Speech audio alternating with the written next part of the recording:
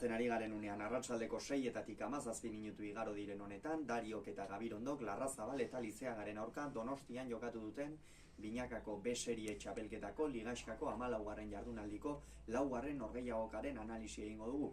Larrazabal eta Lizeaga ziren favorito, baina pronostikoak hausi dituzte Dariok eta Gabirondok 22 eta 9 irabazi ostean.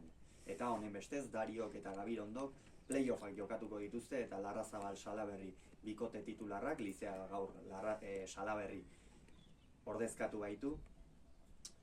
Txapelketatik kanpo geratu dira. Hasieratik oso ongi hasi dira Dario eta Gabirondo, 10 eta 2 aurreratu dira hain zuzen ere, eta batez ere Arkaiz Gabirondo azpimarratu nahiko nuke lehenengo zati honetan izan ere, lehen da biziko tantotik asko ematen ikusi dugu, oso fin eta txapelketa osoan baino irregulartasuna izan baita nagusi Dario eta Gabirondo bikotean.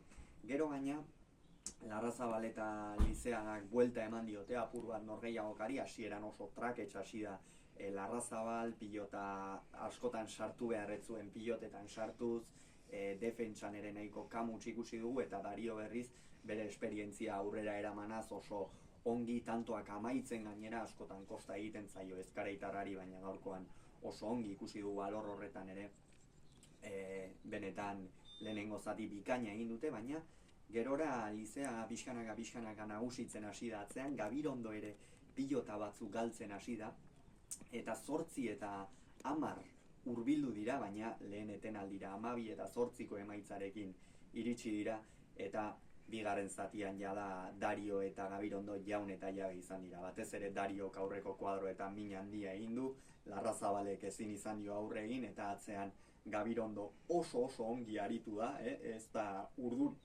urduritu, ziur aski Dariok ere lasaituko zuen, eta Darioren jokoa egokia zela ikusteak ere lasaituko zuen, eta benetan hori azpimarragarria da, izan ere, txapelketa osoan zehar asko kosta zaio Gabirondori, eman egin dio, baina galdu ere dezentetan egin du, eta bigarren zatian berriz oso erregular ikusi dugu, eta hori ere noski aurrekari ona izan daiteke gerora playoffei begira.